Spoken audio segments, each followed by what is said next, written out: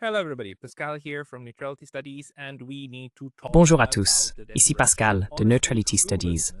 of the Et il faut qu'on parle du désespoir et honnêtement de l'incompréhension Ukraine totale des Européens face à la guerre en Ukraine et aux activités politiques et diplomatiques en cours. Au cours des dernières semaines, nous avons assisté à ce développement diplomatique où le président des États-Unis a rencontré Vladimir Poutine à Anchorage.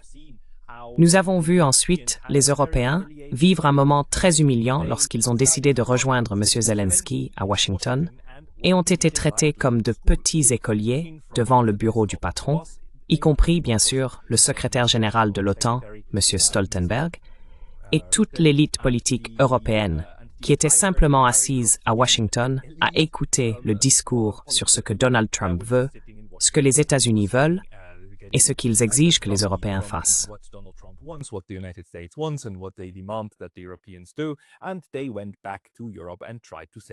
Et ils sont retournés en Europe en essayant de présenter cela comme une grande victoire, montrant que l'Europe compte encore. Or, bien sûr, l'Europe ne compte plus. Pas du tout. Ce qui est intéressant, c'est que les Européens ne l'ont pas encore compris, qu'ils croient sérieusement qu'il y a encore quelque chose qu'ils peuvent faire pour forcer la Russie à mettre fin à ce qu'ils appellent sa guerre contre l'Ukraine. Parcourons simplement quelques-uns des gros titres que nous lisons ces jours-ci dans les médias occidentaux et certains médias russes, juste pour comprendre à quel point les illusions des Européens sont profondes en ce moment. Ainsi, dans Politico, nous lisons aujourd'hui sur ce site, soutenu par les États-Unis et l'Occident, un porte-voix, que les Européens s'accrochent à des chimères.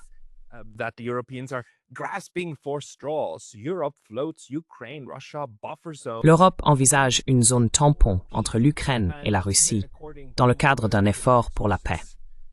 Selon des sources diplomatiques proches du dossier, et je ne vais pas commenter davantage là-dessus, mais d'après ce que Politico a pu découvrir, il y a désormais des dirigeants européens qui envisagent la création d'une zone tampon de 40 km entre les lignes de front russes et ukrainiennes dans le cadre d'un accord de paix.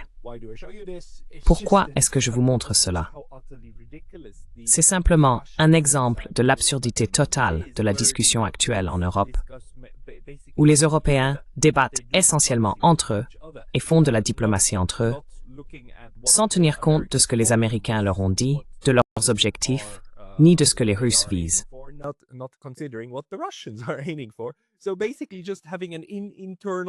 En gros, ils tiennent simplement une séance de réflexion interne sur la politique à adopter concernant la manière dont ils aimeraient voir la guerre se terminer.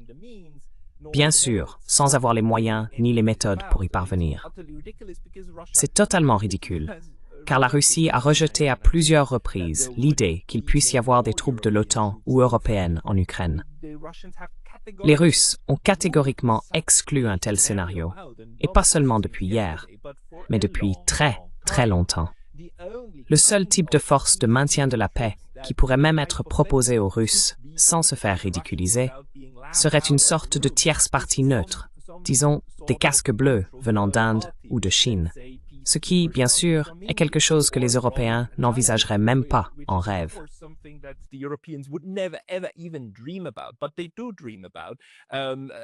Mais ils rêvent d'envoyer leurs propres troupes, des soldats sur le terrain, déguisés en casques bleus dans une zone tampon. Bien sûr, les Russes ne diront jamais, jamais, jamais oui à cela. Et pourquoi le feraient-ils? Ce que les personnes qui débattent sérieusement de cette question n'ont pas compris, c'est que l'Ukraine et l'Occident collectif, c'est-à-dire l'OTAN, ont en réalité déjà perdu cette guerre. Viktor Orban l'a d'ailleurs dit, il le sait et il comprend. Mais, pour une raison ou une autre, les gens à Bruxelles et la direction de l'OTAN veulent encore faire croire à la population européenne que cette guerre n'est pas perdue, ou bien ils ont vraiment cru à leur propre propagande.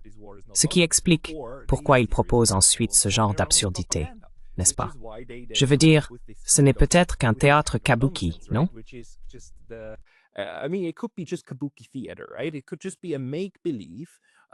Cela pourrait bien être qu'une illusion. Les Européens essayant sans cesse de faire passer le message à leur propre population qu'ils s'en occupent et qu'ils sont sérieux. Mais ensuite, bien sûr, ce sont les Russes qui bloquent toutes les propositions, même si vous proposez des idées que les Russes avaient déjà rejetées dès le départ. Alors pourquoi commencer avec ça? C'est simplement une répétition du récit de l'agence européenne, on peut peut-être le formuler ainsi, dans un conflit où ils sont vraiment au pire des marionnettes et au mieux des spectateurs, non? Je veux dire, à ce stade, tout l'appareil politique européen, les Allemands, les Français, les Italiens, les membres européens de l'OTAN, au mieux, ils se contentent d'assister et d'accepter tout ce qui arrive, toutes les instructions venant de Washington, car nous savons qu'ils en dépendent totalement et absolument, ce qui explique la présence de tous ces dirigeants. On Washington, which is why you had all of these leaders. You had Meloni, you had Merz, you had Macron. Vous aviez Meloni, vous aviez Merz, vous aviez Macron accompagnant M. Zelensky à Washington, parce qu'ils savent que les décideurs sont à Washington. Et Vladimir Poutine le sait tout aussi bien. C'est pourquoi il est allé lui-même avoir un tête-à-tête avec les décideurs. Maintenant, il rêve encore de telles initiatives ici. Et ce sont de longs articles dans lesquels même Politico dit qu'il s'accroche à des illusions. Cela a bien sûr aussi à voir avec l'indignation probable des Européens de ne plus compter. Et hier soir, il y a eu une grande attaque de la Russie sur la capitale Kiev, au cours de laquelle certains bureaux de l'Union européenne, de la délégation sur place, ont également été endommagés. European Union of the delegation there were harmed, and of course this is outraging the Europeans. Et bien sûr, cela indigne les Européens. Ces ambassadeurs de l'UML, ces diplomates de l'UML, réclament désormais l'aide de l'UML, avec encore plus d'insistance, sans se rendre compte à quel point cela paraît désespéré, qu'ils sont tout simplement à court d'options militaires, à court d'options politiques, qu'ils n'ont plus aucune marge de manœuvre. Il ne reste plus à l'Europe qu'à supplier à la porte de Washington. Ce qui est ridicule, bien sûr, c'est que Washington comprend aussi qu'il a perdu la guerre par procuration contre la Russie. Et tandis que les États-Unis semblent chercher comment se sortir de ce bourbier, et ne vous méprenez pas, il y a bien des divergences au sein des États-Unis.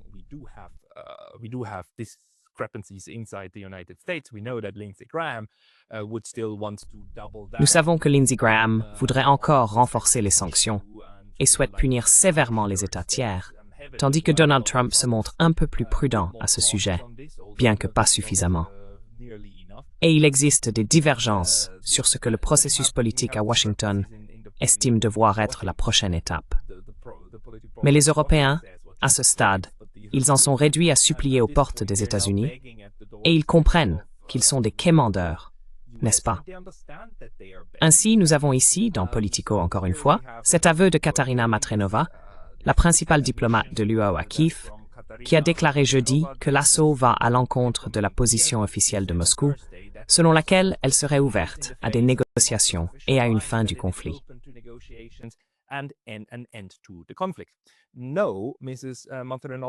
Non, Madame Matrenova, ce que cela signifie, c'est simplement que vous n'avez jamais écouté les Russes, ni ce qu'ils disent. Ils ont déclaré qu'ils étaient prêts à poursuivre les négociations avec l'Ukraine, ce qu'ils font d'ailleurs dans le cadre du format d'Istanbul, mais qu'ils n'arrêteront pas l'opération militaire spéciale, car ils ont répété à maintes reprises que ce serait simplement un piège pour eux d'arrêter leur avancée militaire. Et ils sont en train de gagner la guerre. À ce stade, ils sont en train de gagner la guerre. Ils sont capables d'imposer et d'obtenir ce qu'ils veulent sur le champ de bataille. Donc, la question pour les Russes n'est pas de savoir comment obtenir la paix à n'importe quel prix. La question est de savoir comment obtenir la paix qu'ils souhaitent et par quelle méthode.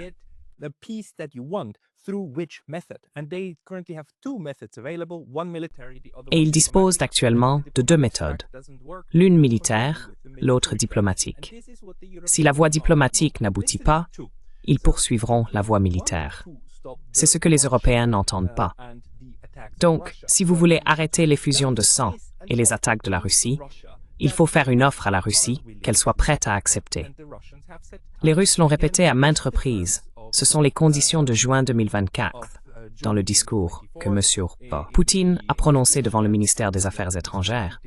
Ils veulent une Ukraine neutre, Donc pas d'OTAN, pas de troupes de l'OTAN, pas de zone tampon. Ils veulent une Ukraine démilitarisée. Démilitarisée à un point tel qu'aucune menace ne puisse plus en émaner.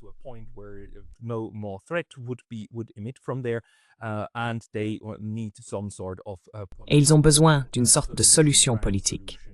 Une grande solution pour l'Union européenne. Une structure de sécurité. Et si les Européens finissent par discuter réellement de ces termes avec les Russes, alors il y a une chance d'arrêter cette guerre. Tant que ce n'est pas le cas, les Russes ont clairement indiqué qu'ils poursuivraient la branche militaire de leur stratégie. Donc, les Européens continuent, bien sûr, d'ignorer cela. Ils n'en parlent jamais. C'est pourquoi nous avons ensuite ce genre d'absurdité, où Mme Matrenova a ajouté que lui-même et les États-Unis doivent travailler ensemble pour faire pression sur le Kremlin afin qu'il s'assoie à la table des négociations de manière transatlantique, appelant à des sanctions conjointes pour étouffer l'économie russe et vider le coffre de guerre de Poutine.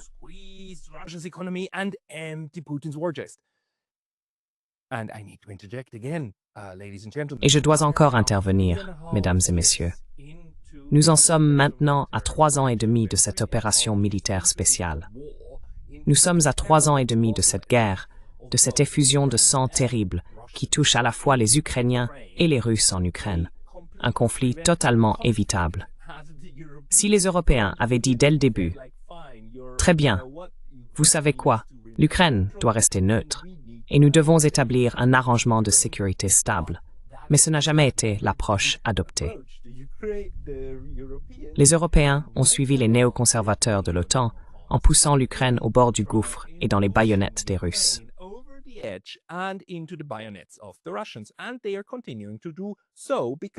ils continuent de le faire parce qu'ils ne sont jamais disposés à réellement écouter ce que les Russes leur disent.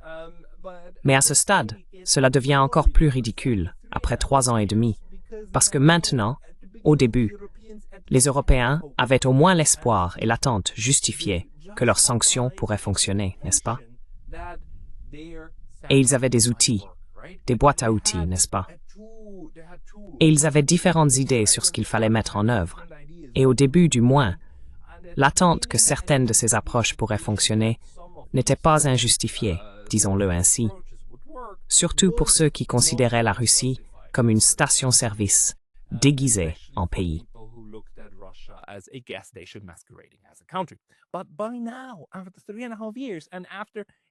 Mais aujourd'hui, après 3 ans et demi et après 18 séries de sanctions qui n'ont ni provoqué l'effondrement de l'économie russe, ni celui de la direction politique russe, ni privé les Russes des moyens de mener cette guerre, rien de tout cela ne s'est produit en 3 ans et demi.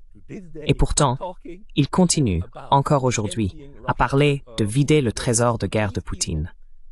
Ces personnes ne comprennent tout simplement pas, ou bien elles mentent sciemment à la population européenne sur la réalité de cette guerre.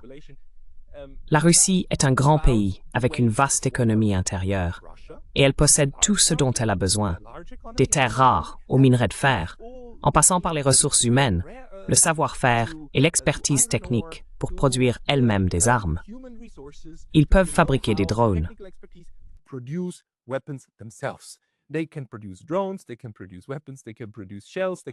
Ils peuvent produire des armes. Ils peuvent produire des obus. Ils peuvent produire des chars. Ils peuvent produire des missiles. Ils peuvent produire des avions. Ils font tout cela avec ce qu'ils ont à l'intérieur de leur vaste territoire. Ce n'est pas une question de trésor de guerre. Trésor de guerre est un concept tellement idiot et stupide. Ce n'est pas une question d'argent, vous, technocrates réticents ou incapables à Bruxelles. Désolé, je m'emporte un peu. C'est juste, après 3 ans et demi de la même rengaine, sans aucune nouveauté par rapport à ce qu'on nous a dit, il devient vraiment, vraiment difficile de ne pas perdre patience. L'Europe, ce n'est pas une question de trésor de guerre. C'est une question d'économie réelle, de l'économie réelle russe. Les possibilités qu'ont les Russes dans leur pays pour produire du matériel de guerre ne sont pas illimitées, mais elles sont immenses.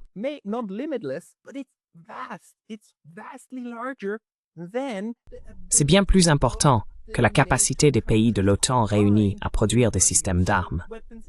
Si ce n'était pas le cas, les armes en Ukraine ne seraient pas en train de manquer. Sinon, vous auriez des options pour fournir à l'Ukraine l'équipement et le matériel militaire nécessaires pour l'emporter sur les Russes. C'était tout l'objectif. C'était toute l'idée au début de cette guerre par procuration. Organisons l'affrontement décisif, n'est-ce pas? Au lieu d'une fin négociée en mars et avril 2022 et d'un accord de neutralité tel qu'il avait été élaboré à Istanbul, au lieu de cela, on a préféré l'affrontement pour montrer à Vladimir Poutine qui avait la plus grande puissance militaire. Et cela n'a pas fonctionné. Les Russes ont surpassé les Européens en production et ils ne s'en sont toujours pas rendus compte.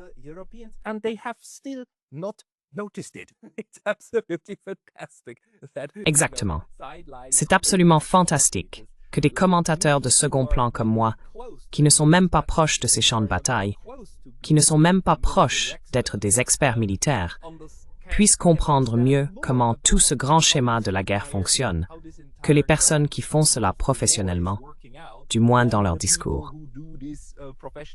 Encore une fois, il y a toujours la possibilité que cette Madame Maturinova comprenne parfaitement ce qui se passe, mais qu'elle mente simplement, qu'elle mente aux gens. Elle dit aussi « Je pense que toutes les sanctions sont plus efficaces si elles proviennent de différentes parties du monde démocratique. L'initiative de l'UE d'inclure la flotte fantôme, d'élargir les listes, etc., je pense que cela a réellement un impact. Mais il faut continuer. »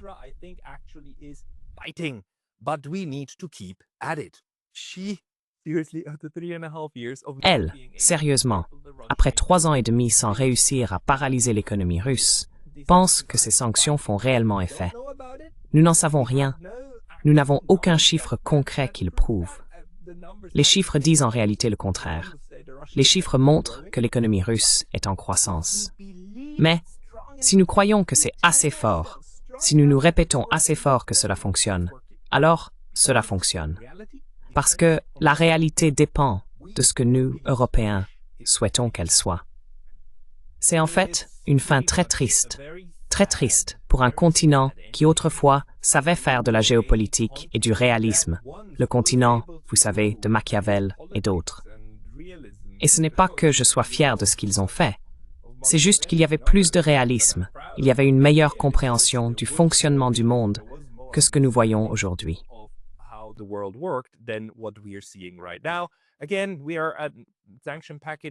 Encore une fois, nous en sommes au 19e paquet de sanctions. Paquet de sanctions numéro 19. Et les personnes qui vous ont donné 18 paquets de sanctions pensent que le 19e fonctionnera. On oublie de mentionner que dans les anciens paquets de sanctions, ils commencent déjà à utiliser ces mesures contre leur propre population. Nous avons des citoyens allemands, des citoyens de l'UE eux-mêmes, qui sont désormais visés par des paquets de sanctions. Et pas seulement en lien avec la guerre ou l'extérieur. Nous voyons comment ce système commence maintenant à se retourner vers l'intérieur. Il faut également souligner que, bien sûr, l'idée des Européens est que l'aile extrémiste des États-Unis, qui souhaite sanctionner des pays tiers, a en réalité raison.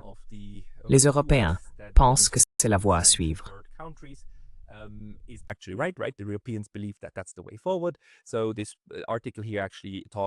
Cet article parle en fait très positivement du fait que l'Inde ait été frappée de droits de douane de 50% en guise de punition pour avoir acheté du pétrole russe. Et mentionne ensuite qu'il y a d'autres personnes comme Lindsey Graham qui souhaiteraient augmenter ces sanctions à 500%. Autrement dit, menacer l'Inde d'être coupée de l'ensemble du marché américain si elle ne se conforme pas aux idées des néoconservateurs, à savoir cesser complètement tout commerce avec les Russes. Les Européens accueilleraient très probablement une telle approche et ils envisagent désormais eux-mêmes des sanctions contre des États tiers. À mon avis, c'est d'une certaine manière un phénomène très naturel en période de conflit. On commence à s'en prendre aux neutres. Les neutres sont toujours pris pour cible parce qu'on les accuse de ne pas soutenir suffisamment l'effort de guerre des belligérants. Par conséquent, qu'on se mêle comme contribuant au mal.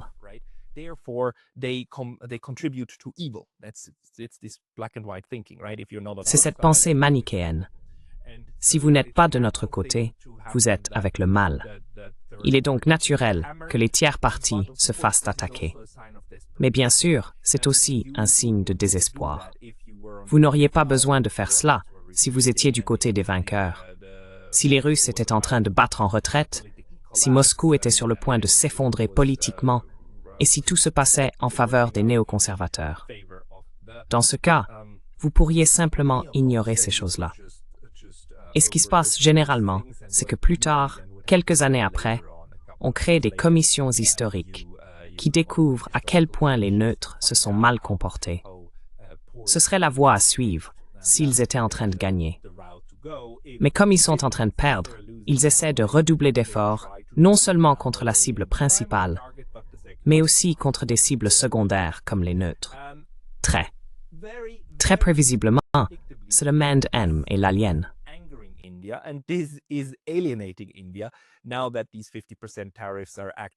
Maintenant que ces droits de douane de 50% entrent réellement en vigueur, l'économie indienne va en souffrir. Et c'est bien là toute l'idée, n'est-ce pas? Il s'agit de provoquer des tensions et des souffrances dans des pays tiers. Mais l'Inde tient bon, affirmant non seulement qu'elle est perplexe face à la position des États-Unis sur les importations de pétrole russe, mais aussi qu'elle n'envisage pas de changer d'approche.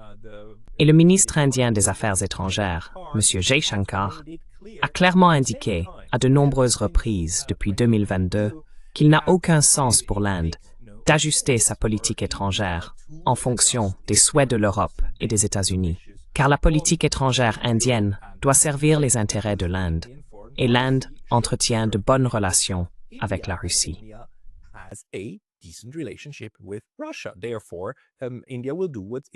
Par conséquent, l'Inde agira dans son propre intérêt.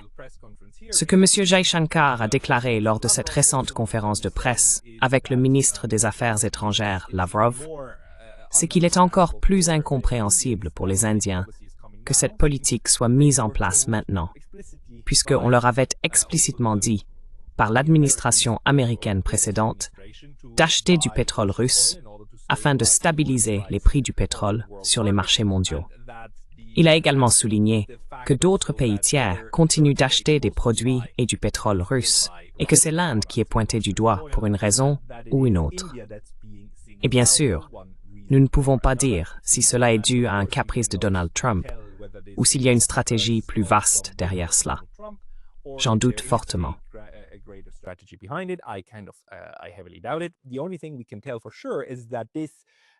La seule chose que l'on peut affirmer avec certitude, c'est que cela ne fait qu'ajouter l'insulte à l'injure, après les droits de douane, que Donald Trump vient d'imposer à tout le monde, plus ou moins.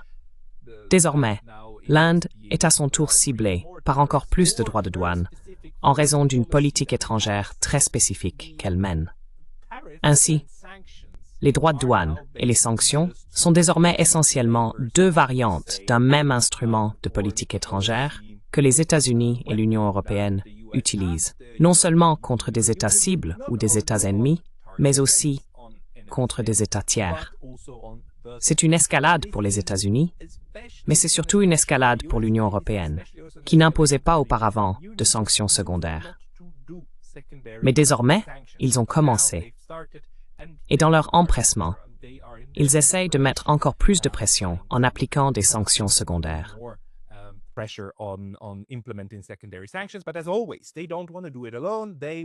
Mais comme toujours, ils ne veulent pas agir seuls.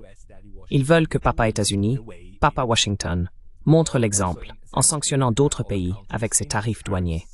Cela conduira donc, comme la nuit suit le jour, comme le dit souvent Alexander Mercouris, comme la nuit suit le jour, à une coopération accrue de l'Inde au sein des BRICS, avec la Chine, avec la Russie, avec d'autres alternatives. Et les Indiens disent d'ailleurs en ce moment qu'ils doivent renforcer leur résilience, qu'ils devraient acheter davantage de produits locaux et qu'ils devraient essayer d'être aussi autosuffisants que possible. Aucun pays n'est jamais totalement autosuffisant, mais l'Inde dispose de son propre marché potentiel de 1,4 milliard de personnes. potential market of 1.4 billion people. Of course, the purchasing power of India is Bien sûr, le pouvoir d'achat de l'Inde est incomparablement inférieur à celui des États-Unis ou de ses consommateurs.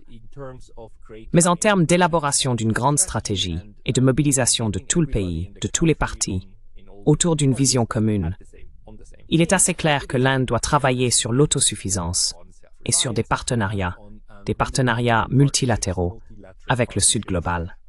Et c'est exactement ce qui va se passer. Et l'Inde a en réalité le courage de se de défendre son économie et ses propres droits, contrairement aux Européens qui se sont immédiatement précipités à Washington et ont accepté un accord très défavorable. Ursula von der Leyen a conclu un très mauvais accord avec Donald Trump. Ursula von der Leyen took a very bad deal with Donald Trump.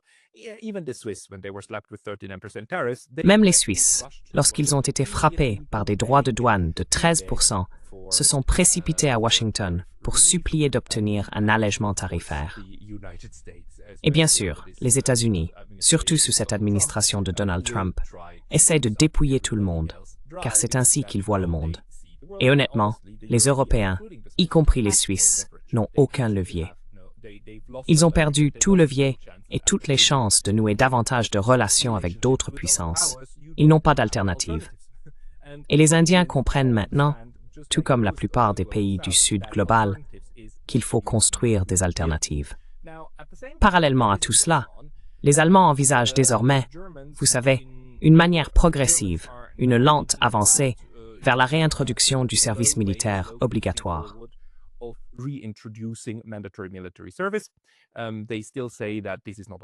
Ils continuent de dire que ce n'est pas à l'ordre du jour et qu'ils n'iraient pas aussi loin. Mais ce que nous lisons dans les délibérations du gouvernement Merz actuel, tout va dans ce sens. Les Allemands, et pas seulement eux, mais les Européens en général, veulent renforcer leurs capacités militaires, et avant tout avec le personnel militaire dont ils disposent. C'est encore une fois une mauvaise nouvelle, à mon avis, car c'est exactement le mauvais type d'approche interne face à cette insécurité extérieure. Donc au lieu de s'asseoir avec les Russes, au lieu d'essayer de mettre en place une structure de sécurité pan-européenne ou eurasiatique, ce que font les Européens, c'est simplement essayer d'augmenter les capacités militaires de chacun d'entre eux.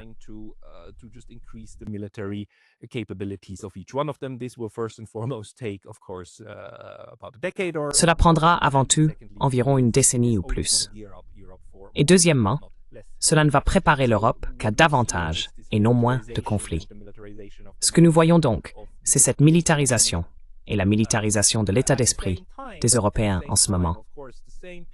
En même temps, bien sûr, les mêmes personnes qui ont augmenté et se réjouissent de l'augmentation du PIB, 5% du PIB consacré à l'OTAN, à la défense, ce qui a été récemment convenu lors du dernier sommet de l'OTAN, et cette hausse des dépenses militaires. Et vous savez, il y a toujours de l'argent pour l'armée. En même temps, ces mêmes personnes qui vous diront qu'elles investiront toutes les sommes nécessaires dans leurs armées, vous diront aussi qu'elles n'ont pas d'argent pour le bien-être de la population.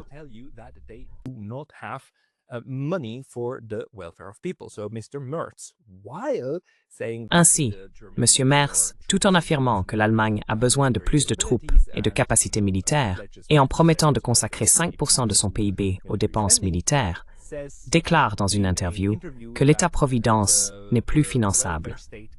Ce n'est pas que M. Merz ne veuille pas de l'État-providence. Il adore l'État-providence. Mais c'est simplement trop cher.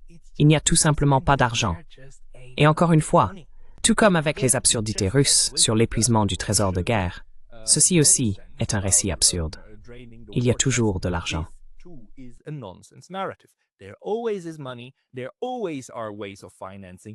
Il existe toujours des moyens de financer. C'est une question de volonté politique. Souhaitez-vous soutenir les plus faibles de votre société? Ou avez-vous un intérêt stratégique à laisser certaines parties de votre population être sacrifiées? Car si vous faites cela, si vous retirez l'argent d'un secteur de l'économie, que vous vous assurez que les gens n'ont plus d'argent, et que vous injectez cet argent dans un autre secteur, le secteur militaire, eh bien, où vont aller ces gens? Ils iront là où se trouve l'argent. Et c'est ainsi que l'on canalise les gens vers le complexe militaro-industriel. C'est ainsi que l'on crée la chair à canon de demain. Les Allemands travaillent donc activement à la production de chair à canon, car il faut appauvrir une partie de la population pour ensuite pouvoir l'envoyer dans les tranchées.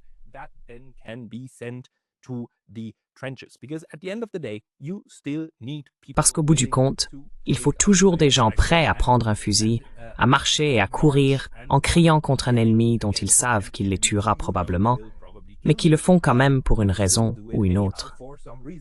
Et l'une de ces raisons, c'est que c'est le dernier emploi rémunéré dans leur pays. Voilà donc pour moi la triste réalité en ce moment. Cela se passe sous nos yeux, la remilitarisation de l'Europe. Mais ce n'est pas une remilitarisation intelligente, pas celle où l'on construit notre infrastructure stratégique, pas celle où l'on réfléchit à la manière de créer la sécurité sur le continent, mais simplement celle où l'on cherche à recruter des gens pour faire les guerres qui surgissent.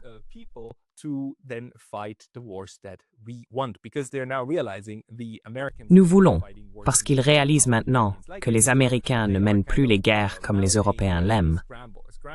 Alors ils sont un peu en train de chercher, de se précipiter pour trouver une approche. Mais ils n'ont pas perdu leur mentalité coloniale. Ils n'ont pas perdu l'idée qu'il suffit d'avoir assez de leviers politiques sur les autres pour les plier à votre volonté. En ce moment, bien sûr, cela se retourne vers l'intérieur. Cela se retourne vers l'Union européenne et on punit la dissidence, on punit les personnes au bas de l'échelle économique, assurant ainsi de futures chairs à canon.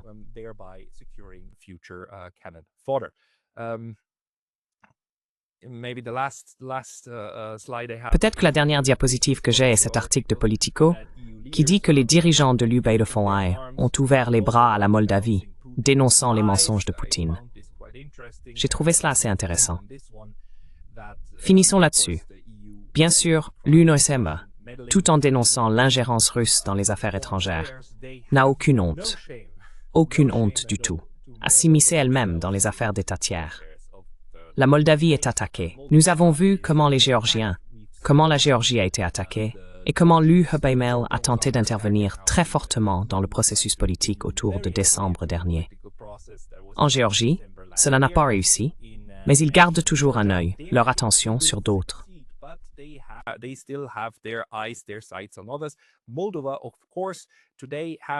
La Moldavie, bien sûr, a aujourd'hui un article dans sa constitution qui la déclare neutre, et ce pour de très bonnes raisons. Exactement les mêmes raisons pour lesquelles l'Ukraine avait cet article de neutralité, parce qu'il s'agit d'un État frontalier avec la Russie. Et si la Moldavie devenait un jour une menace militaire pour les Russes, tout comme l'Ukraine et la Géorgie, les Russes interviendraient.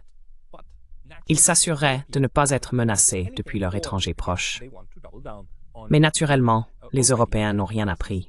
Ou encore une fois, ils veulent s'entêter dans des politiques déjà vouées à l'échec.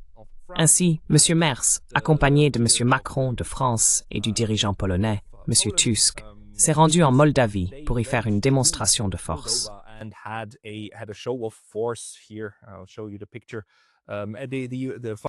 Je vais te montrer la photo. Von der Leyen aussi d'ailleurs, elle est également allée en Moldavie. Tu dois savoir que la Moldavie n'est bien sûr pas un État membre de l'UMEIR, mais la perspective d'une adhésion à l'UMEIR est agitée devant les Moldaves comme une petite carotte, pour leur dire « Regardez, il vous suffit de suivre les bonnes politiques, c'est-à-dire des politiques anti-russes selon eux. Donc clairement c'est « Vous devez suivre nos politiques pro-européennes ». Ils appellent ça bien sûr des politiques démocratiques. Peu importe ce qui s'est passé récemment lors des élections roumaines. Peu importe que dans les États européens, on discute d'interdire des partis. Que le plus grand parti d'opposition en Allemagne soit désormais surveillé par les services de renseignement allemands.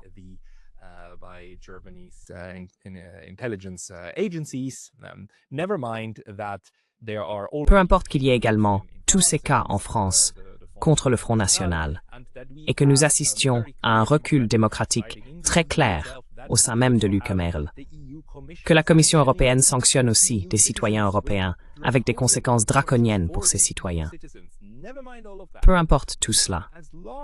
Tant que vous, en tant qu'État tiers, suivez les instructions de cette direction technocratique de l'Ulumogmail, de ces différents soi-disant dirigeants, alors on vous montrera une petite carotte, n'est-ce pas? Et pour la Moldavie, la petite carotte, c'est l'adhésion future à l'UMEOE. Et ils le disent ouvertement. Vous savez, j'ai juste mis en avant quelques passages de ce qu'a dit Friedrich Merz. La porte de l'Union européenne est ouverte, et vous êtes chaleureusement les bienvenus dans l'Union européenne.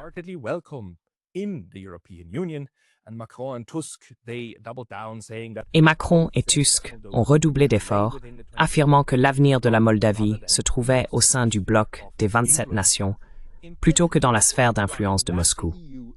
Ce qui implique bien sûr que l'UMEOE est la sphère d'influence des Européens centraux, n'est-ce pas? Que vous savez, la Moldavie devrait être dans leur sphère d'influence et dans la sphère d'influence occidentale, et non dans la sphère d'influence russe. Donc vous voyez, la logique du jeu à somme nulle est loin d'être terminée. Et l'audace des Européens, bien sûr, de qualifier toute déclaration politique de la Russie envers la Moldavie d'ingérence, alors qu'eux-mêmes se rendent en Moldavie pour soutenir et promouvoir la dirigeante pro-USOPM. Ils ne considèrent pas cela comme de l'ingérence.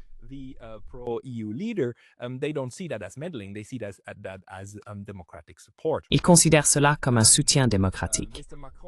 M. Macron a également déclaré que, contrairement à la Russie, l'Union européenne ne menace personne et respecte la souveraineté de tous. L'Union européenne n'est en aucun cas l'Union soviétique. Et encore une fois, s'ils disent cela, s'ils font cette déclaration, cela signifie qu'à leurs yeux, ils comprennent déjà que c'est la direction qu'ils prennent. Ils comprennent déjà qu'ils doivent désormais nier l'évidence pour encore convaincre quelques personnes qu'il n'y a rien de louche. L'UME devient de plus en plus draconienne, en fait, chaque mois.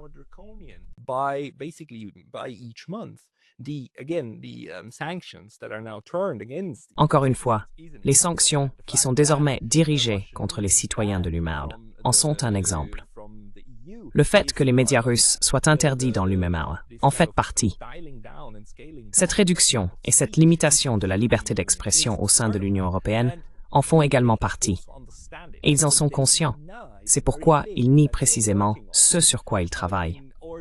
Se bat afin de continuer à diffuser un message positif auprès des pays tiers. Dans ce cas, la Moldavie. C'est vraiment assez étonnant. La raison de la visite, bien sûr, est que la Moldavie organisera des élections législatives le 28 septembre. Et cela vise en quelque sorte à soutenir Maia Sandu.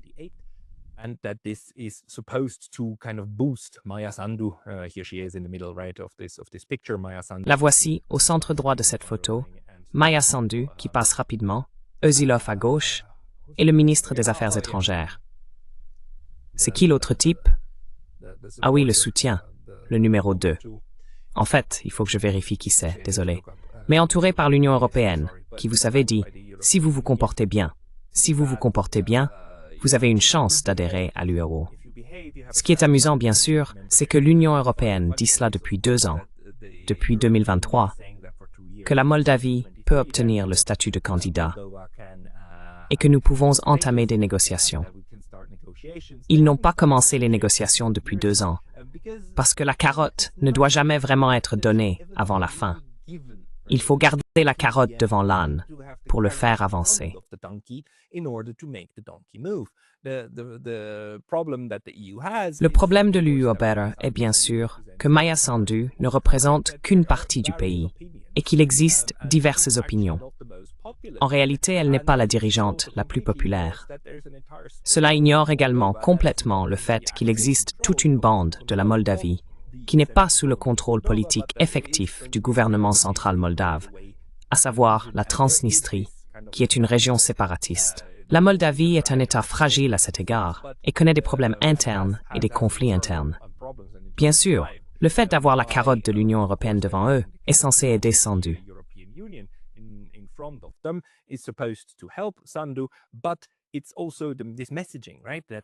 Mais il s'agit aussi de ce message, n'est-ce pas? Que si vous entrez dans l'UMML, vous rejoignez le club des bonnes démocraties, uniquement si vous votez correctement. Si jamais, Moldavie, vous osez ne pas voter pour le parti de Maia Sandu, si le parti de Maia Sandu perd sa majorité au Parlement, alors vous serez puni. Alors la carotte sera retirée et le bâton pourrait sortir, comme cela a été le cas envers les Géorgiens. Et c'est ainsi que l'UE conçoit une politique étrangère d'égal à égal. C'est le mieux qu'elle puisse faire pour contraindre son voisinage à sa volonté. Et bien sûr, ce n'est pas seulement hypocrite. Cela va aussi se retourner contre elle.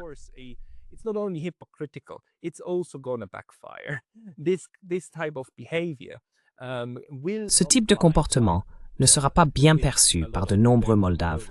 Et nous savons, d'après la dernière élection, que le dernier résultat en faveur de Sandu a été obtenu grâce à la diaspora moldave dans le reste de l'UE, tandis que la diaspora en Russie a eu du mal à voter. Quoi qu'il en soit, la Moldavie est désormais conceptualisée par l'UE comme un autre État champ de bataille, au lieu d'être considéré comme un lieu neutre qui devrait être traité avec précaution, comme un œuf cru fragile, afin de ne pas le briser entre les Russes et l'OTAN. Mais ils font exactement le contraire. Ils essayent de casser un autre œuf. Ce n'est pas suffisant d'avoir déjà cassé le gros œuf de l'Ukraine.